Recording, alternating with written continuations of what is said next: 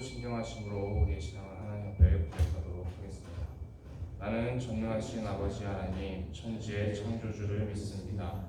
나는 그의 유일하신 아들 우리 주 예수 그리스도를 믿습니다. 그는 성령으로 잉태되어 동정녀 마리아에게서 나시고 본디오 빌라도에게 고난을 받아 십자가에 못 박혀 죽으시고 장사된 지 사흘 만에 죽은 자 가운데서 다시 살아나셨으며 하늘에 오르시어 전능하신 아버지 하나님 우편에 앉아 계시다가 거기로부터 살아있는 자와 죽은 자를 심판하러 오십니다. 나는 성령을 믿으며 거룩한 공교회와 성도의 교제와 죄를 용서받는 것과 몸의 부활과 영생을 믿습니다. 아멘. 찬송가 384장 함께 찬양하시겠습니다. 찬송가 384장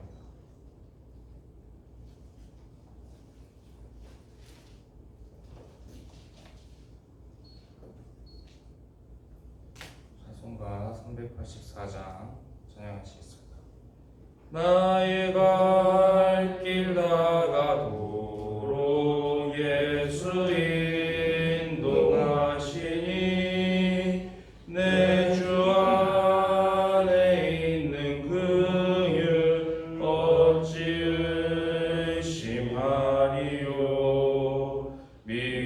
믿음으로 사는 자는 하늘 위로 받겠네.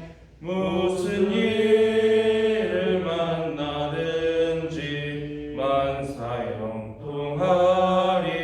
만사형통하리라. 무슨 일을 만나든지 만사형통하리라. 나의 갈 길 나가도록 예수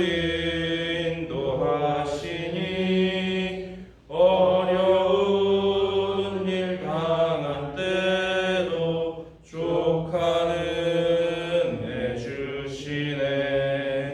나는 심히 고단하고 영혼 매우 바라나 나의 앞에 반석에서 샘물 나게 하시네. 나의 앞에 반석에서 샘물 나게 하시네. 나의 갈 길 나가도록 예수 인도하시니 그의 사랑 어찌 큰지 말로 알 수 없도다. 성령 감화 받은 영혼 하늘 날아갈 때에 영영 부를 나의 찬송 예수 인도하셨네.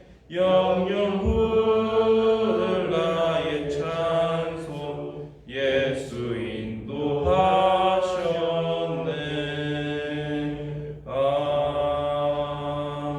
아멘. 이 시간 함께 나눌 말씀은 요한복음 6장 22절에서 40절까지의 말씀입니다. 요한복음 6장 22절에서 40절까지의 말씀입니다.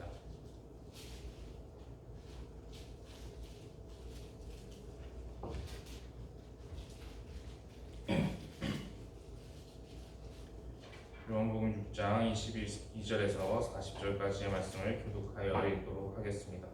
이튿날 바다 건너편에 서 있던 무리가 배 한 척 외에 다른 배가 거기 없는 것과 또 어제 예수께서 제자들과 함께 그 배에 오르지 아니하시고 제자들만 가는 것을 보았더니 그러나 갈릴레아에서 그들이 주께서 축사하시고 여럿이 밥 먹던 그곳에 가까이 왔더라. 우리가 거기에 예수도 안 계시고 제자들도 없음을 보고 곧 배들을 타고 예수를 찾으러 가버나움으로 가서 다른 건너편에서 우리가 그리어 너희에게 오셨사니까 예수께서 대답하여 이르시되 내가 진실로 진실로 너희에게 이르노니 너희가 나를 찾는 것은 표적을 본 까닭이 아니요 떡을 먹고 배부른 까닭이로다. 썩을 양식을 위하여 하지 말고 영생하도록 있는 양식을 위하여 하라. 이 양식은 인자가 너희에게 주니 인자는 아버지 하나님께서 이치신 자니라. 그들이 묻되 우리가 어떻게 하여야 하나님의 일을 하오리이까? 예수께서 대답하여 이르시되 하나님께서 보내신 이를 믿는 것이 하나님의 유명하시니. 그들이 묻되 그러면 우리가 보고 당신을 믿도록 행하시는 표적이 무엇이니까 하시는 일이 무엇이니까? 그런가 하늘에서 그들에게 떡을 주고 먹게 하였다 함과 같이 우리 조상들은 광야에서 만나를 먹었나이다. 예수께서 이르시되 내가 진실로 진실로 너희에게 이르노니 모세가 너희에게 하늘로부터 떡을 준 것이 아니라 내 아버지께서 너희에게 하늘로부터 참 떡을 주시나니. 하나님의 떡은 하늘에서 내려 세상에 생명을 주는 것이 아니라. 그들이 이르되 주여 이 떡을 항상 우리에게 주소서. 예수께서 이르시되 나는 생명의 떡이니 내게 온 자는 결코 죽지 아니할 터이요 나를 믿는 자는 영원히 목마르지 아니하리라. 그러나 내가 너희에게 이르기를 너희는 나를 보고도 믿지 아니하는도다 하였느니라. 아버지께서 내게 주시는 자는 다 내게로 올 것이요 내게 오는 자는 내가 결코 내쫓지 아니하리라. 내가 하늘에서 내려온 것은 내 뜻을 행하려 함이 아니요 나를 보내신 이의 뜻을 행하려 함이니라. 나를 보내신 이의 뜻은 내게 주신 자니 내가 하나도 잃어버리지 아니하고 마지막 날에 다시 살리는 것이시라. 내 아버지의 뜻은 아들을 보고 믿는 자마다 영생을 얻는 이것이니 마지막 날에 내가 이를 다시 살리리라 하시니라. 아멘. 우리가 요한복음 6장을 계속해서 함께 말씀을 나누고 있습니다. 요한복음 6장의 구조를 보게 되면은 처음에는 오병이어의 사건으로 5,000명을 예수님께서 먹이시는 사건에 대해서 나오게 됩니다. 그리고 그 이후에 나중에 사건 후반부로 가게 되면 이제 영의 양식에 대한 말씀이 나오는데 그 중간에 이제 좀 독특하게도 예수님께서 물 위를 걸으시는 사건이 조금은 뜬금없어 보이게 끼어 있습니다. 처음에 이제 오병이어 사건으로 이제 예수님께서 이 빈 들에서 광야를 생각나게 하는 이 빈 들에서 주의 백성들이 먹을 것이 없어서 이제 곤란한 상황을 겪고 있을 때 이제 구약에서 만나의 사건과 유사한 방식으로 이제 역사하셔서 구약에서 이스라엘에게 만나를 먹이셨던 하나님과 예수님이 같은 분이심을 이제 나타내신 사건입니다. 그래서 오늘 말씀 우리가 함께 읽었던 본문 말씀 속에서도 이 유대 사람들이 만나에 대해서 얘기를 하면서 그 만나를 떠올리고 예수님을 바다 건너까지 찾아오게 되는 모습을 우리가 볼 수 있습니다. 그리고 이제 중간에 껴있는 이제 물 위로 걸으신 사건은 창세기 1장 2절과 관계가 있다고 말씀을 함께 나눴었습니다. 하나님이 이 세상을 처음에 창조하시고 그리고 나서 이제 그 다음에 하셨던 일이 창조하신 그 물 위를 다니시면서 한번 둘러보신 그 일들을 하셨습니다. 우리가 상식적으로 알고 있듯이 사람은 물 위를 걸을 수가 없는데 이제 예수님께서 물 위를 걸으시면서 창세기 1장 2절에 이제 하나님께서 하신 사건을 이제 재현하시는 그런 모습이 나타나 있는 것입니다.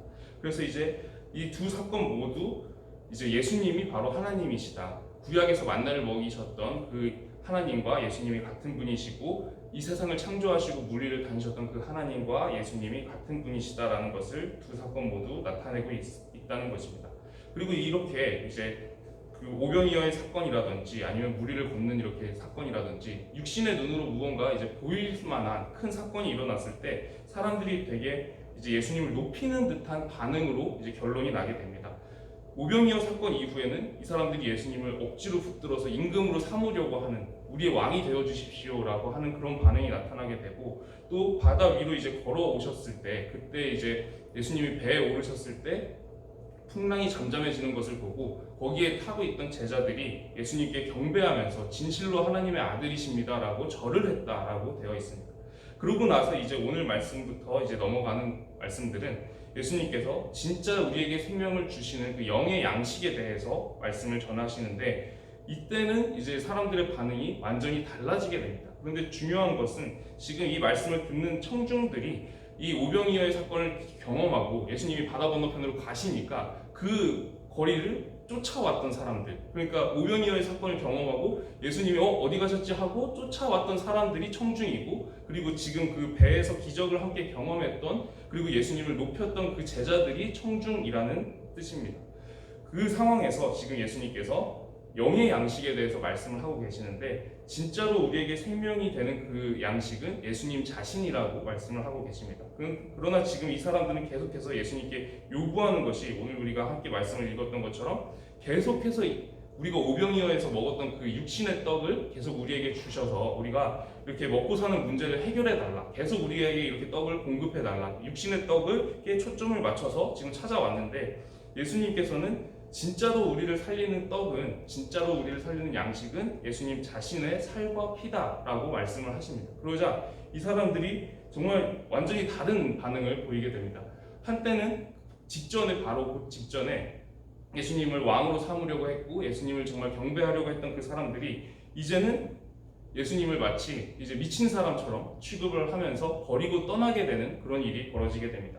자신의 살이 참된 떡이고 자신의 피가 참된 음료고 이것을 먹고 마셔야 사람이 살 수 있다라고 말씀을 하시니, 결국에 이제 식인종처럼 이렇게 예수님을 잡아먹어라, 약간 이런 뜻으로 해석을 하고, 우리가 어떻게 그런 일을 할 수 있겠으며 이 사람이 어떻게 자기 살과 피를 우리에게 주어서 먹게 하겠느냐 하면서 예수님을 대하는 태도가 완전히 바뀌게 되는 그런 모습을 보게 됩니다. 그렇다면 예수님께서 말씀하신 살과 피를 먹어야 된다, 예수님의 그 살과 피를 먹어야지 진짜로 생명을 얻을 수 있다는 것은 어떤 의미일지 우리가 한번 살펴보고자 합니다. 이것을 이해하기에 아주 우리에게 좋은 예가 하나 있다고 생각이 됩니다.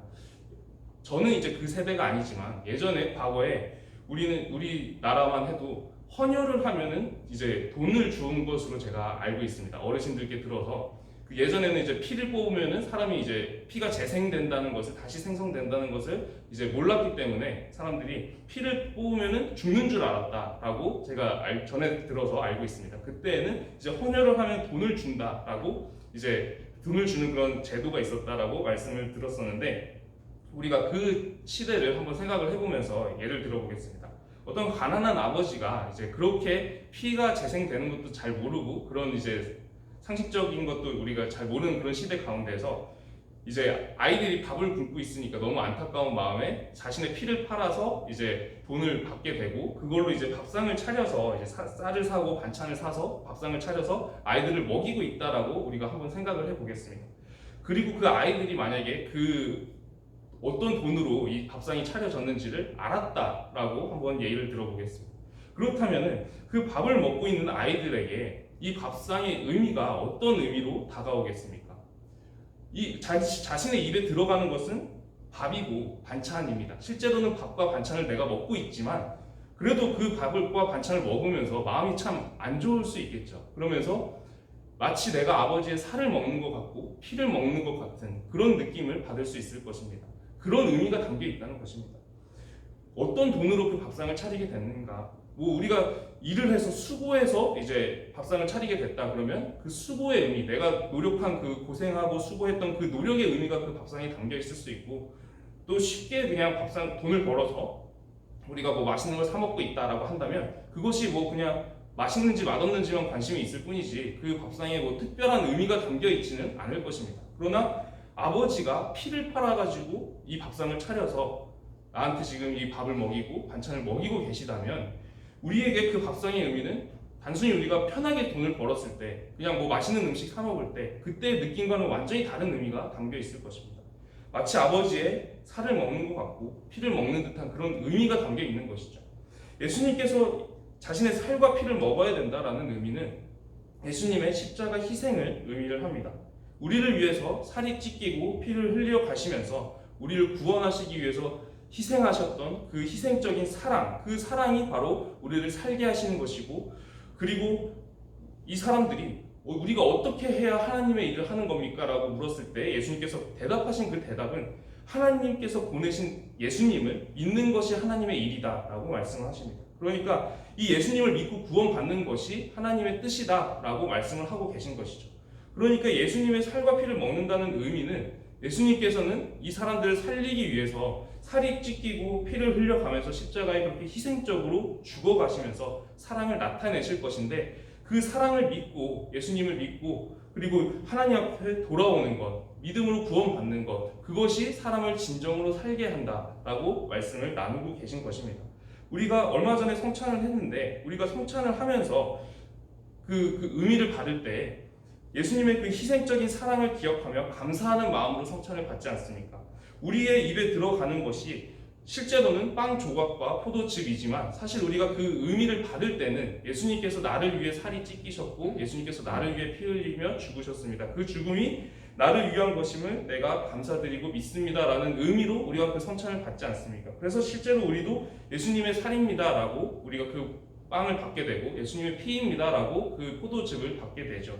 그 성찬 사랑, 예수님의 그 십자가의 희생적인 사랑과 성찬의 의미까지 예수님께서는 지금 말씀하고 계셨던 것입니다.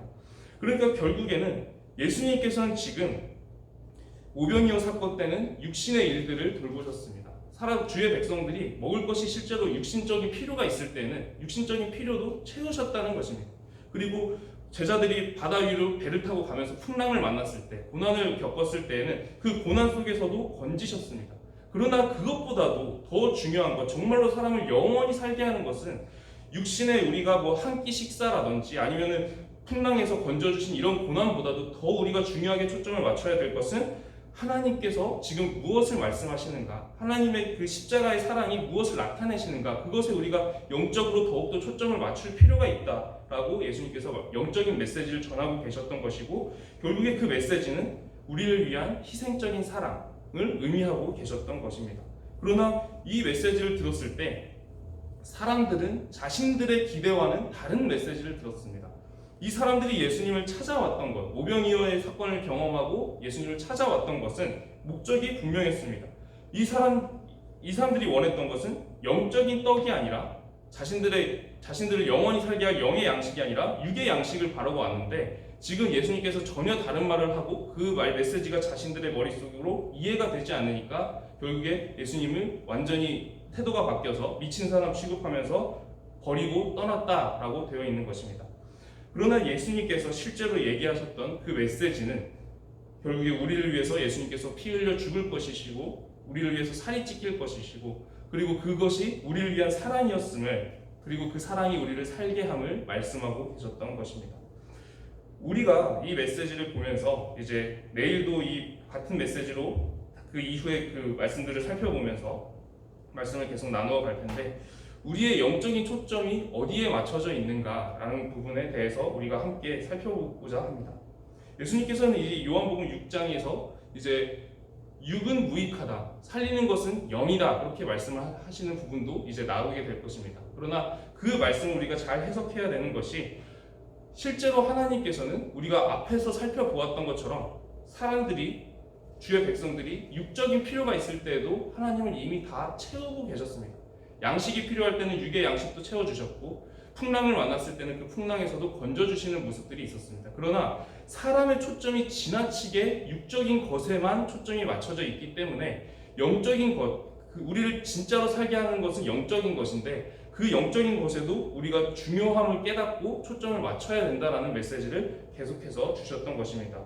우리가 예수님을 따르고 또 하나님을 따르고 있지만, 우리도 자칫 잘못하면 쉽게 육적인 것에 초점이 다 맞춰져 있을 수 있습니다. 우리의 육신의 눈에 무언가 보일 때에는 하나님을 높이는 것 같고 예수님을 따르는 것 같지만, 실제로 우리가 영적인 것에 충분히 초점이 맞춰져 있는가, 그 부분을 오늘 우리가 생각하면서 하루를 시작하기를 소망합니다. 말씀을 기억하면서 기도드리도록 하겠습니다. 기도드리겠습니다. 하나님, 오늘 우리가 영적인 양식에 대한 말씀을 함께 나누었습니다. 하나님, 우리가 육적인 것에는 초점을 많이 맞추고 살아가면서 마치 육적인 것에서 무언가 일이 일어났을 때에는 하나님을 높이고 또 예수님을 따르는 것처럼 우리도 그렇게 생각하고 스스로 생각하고 따라갔을지 모르겠으나, 우리가 정말로 영적인 것에도 관심을 가지고 정말 하나님을 따르고 있었는지 우리 자신의 신앙을 돌아보면서 하루를 시작하고자 합니다. 하나님, 우리가 오늘 이 말씀 속에 나타났던 하나님의 메시지를 알아듣지 못했던 군중들과 또 많은 제자들처럼 그렇게 그런 길을 가는 것이 아니라 정말 하나님께서 말씀하시는 것이 때로는 이해가 되지 않을 때에도, 하나님께서 행하시는 것이 때로는 이해가 되지 않을 때에도 우리가 하나님을 신뢰함으로 믿고 나아가기를 소망하오니, 우리에게 하나님을 향한 믿음과 또 영적인 것을 볼 수 있는 눈과 귀를 열어주셔서 정말 하나님께서 행하시는 일을 보게 하시고, 또 하나님께서 말씀하시는 그 메시지를 듣게 하셔서 우리가 정말 영적인 생명으로 나아갈 수 있는 그 길로 인도하여 주시옵소서. 살아계신 우리 주 예수 그리스도의 이름으로 기도드립니다. 아멘. 하늘에 계신 우리 아버지의 이름을 거룩하게 하시며 아버지의 나라가 오게 하시며 아버지의 뜻이 하늘에서와 같이 땅에서도 이루어지게 하소서. 오늘 우리에게 일용할 양식을 주시고 우리가 우리에게 잘못한 사람을 용서하여 준 것 같이 우리 죄를 용서하여 주시고 우리를 시험에 빠지지 않게 하시고 악에서 구하소서. 나라와 권능과 영광이 영원히 아버지의 것입니다. 아멘. 오늘은 나라와 민족을 위해서 함께 기도드리도록 하겠습니다. 그리고 교회 학교에서 진행되는 성경학교와 수련회를 위해서 함께 기도드리도록 하겠습니다. 우리나라가 정말로 하나님을 고백하고 신뢰하는 나라 되기를, 그리고 영적인 것에 깨어있는 나라 되기를 함께 기도해 주시고, 또 교회 학교의 성경학교와 수련회를 통해서 아이들이 하나님의 살아계심을 깨닫고 하나님 앞에 정말 영적으로 돌아오는 그런 일이 일어날 수 있도록 함께 기도드리기를 소망합니다. 그리고 가지고 오신 개인적인 기도 제목들로 함께 기도드리겠습니다. 통성으로 기도하시겠습니다. 하나님 아버지 감사합니다. 우리나라와 우리 민족을 하나님께서 불쌍히 여겨주시옵소서. 하나님, 우리가 정말 육적인 것에만 초점이 맞춰져서 정말 이 땅에서 잘 사는 것, 그것에만 우리가 관심을 가지고 살아가지는 않는가. 그리고 우리 세대가 정말 영적인 것에는 눈이 가려져 있고 귀가 가려져 있어서 정말 보지도 못하고 듣지도 못하는 그런 세대처럼 살아가고 있지는 않은가. 우리 자신의 모습을 돌아보게 됩니다. 하나님, 우리의 영적인 눈과 귀를 열어주셔서 정말 하나님께서 말씀하시고자 하는 것을 보게 하시고 또 듣게 하시고, 또 우리가 육적인 것뿐만 아니라 또 영적인 것에도 초점을 맞춰서 하나님께서 말씀하고자 하시는 그 메시지를 우리가 분명히 깨닫고 우리가 그 믿음으로 나아가면서 정말 영원한 생명으로 우리가 천국까지 이룰 수 있도록 우리에게 믿음을 더하여 주시옵시고, 우리가 살면서 믿음이 실족하지 않게 하여 주시옵시고, 정말 우리나라와 우리 민족이 정말 하나님 앞에 영적으로 깨어 있어서 하나님 앞에 돌아와 정말 깨어 기도하는 그런 민족 될 수 있도록 하나님께서 함께 하여 주시옵소서. 하나님, 성경학교와 수련회를 통해서 하나님의 살아계신과 하나님께서 하고자 하시는 그 메시지들이 온전하게 전파되게 하여 주시옵시고, 그리고 그 모든 순서 가운데 무엇보다도 안전을 지켜주시며 또 오고 가는 발걸음을 인도하여 주셔서 많은 아이들과 또 청년들이 또 하나님 앞에 정말 영적으로 깨어서 돌아와서 정말 하나님 앞에 예배하고 경배하면서 진심으로 나아갈 수 있도록, 영적으로 깨어 나아갈 수 있도록